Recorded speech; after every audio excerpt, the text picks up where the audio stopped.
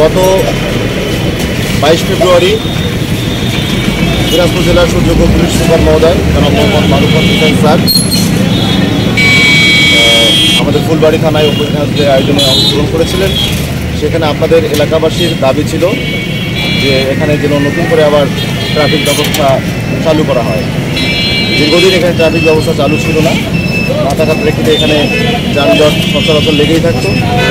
আপনাদের সবার দাবির প্রেক্ষিতে নবাগত পুলিশ সুপার মহোদয় এখানে ট্রাফিক ব্যবস্থা চালু করার জন্য প্রতিশ্রুতি দিয়েছিলেন এবং প্রতিশ্রুতি মোতাবেক আজকে এখানে ট্রাফিক ব্যবস্থা চালু হয়েছে।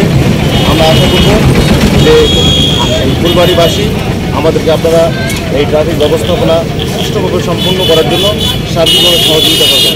পাশাপাশি যত্রতত্র যেন গাড়ি পার্কিং করা না হয় এবং উল্টো পথে যেন গাড়ি চালানো না হয়, গাড়ি যেন না চলে, সেই ব্যাপারে ফুলবাড়িবাসী আপনারা আমাদের এই ট্রাফিক পুলিশকে শারীরিকভাবে সহযোগিতা করবেন।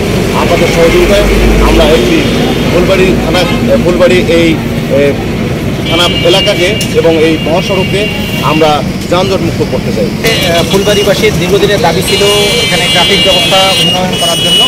আমরা মাননীয় এসপি মহোদয়ের নির্দেশে আমরা ফুলবাড়িতে এসেছি। আমরা যাচ্ছি কীভাবে যানজট নিরসন করা যায়। এখানে আপনারা দেখবেন ফুলবাড়ি একটা খুবই যানজটপূর্ণ এবং খুবই দ্রুত গতির একটা জায়গা, যেখানে দুর্ঘটনা বা যানজট লেগেই থাকে। সেই ক্ষেত্রে আমরা বলতে গেলে বাস বা অন্য কিছু পার্কিং কিন্তু খুবই কম, এই এলাকাটায় খুবই কম। এ কারণে বাসগুলো এলোপাথারি রাস্তায় রাখে, এই কারণে যানজটটা সৃষ্টি হয়।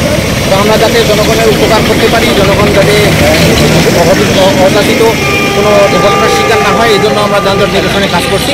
আশা করি আমরা ভালো কিছু এফোর্ট দিতে পারব। তাই ফুলবাড়িতে ট্রাফিক নিযুক্ত করব এবং আমি বিশ্বাস করি যে আমাদের রাস্তার জন্য যেসব কাজকর্মগুলো হয় এই ট্রাফিক নিযুক্ত হলে পরে এটা ফুলবাড়িবাসীর জন্য সবথেকে ভালো কিছু হবে।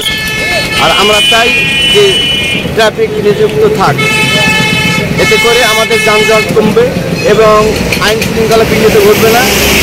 আর এই কারণে এসপি মহোদয়কে ফুলবাড়িবাসীর পক্ষ থেকে অনেক অনেক ধন্যবাদ।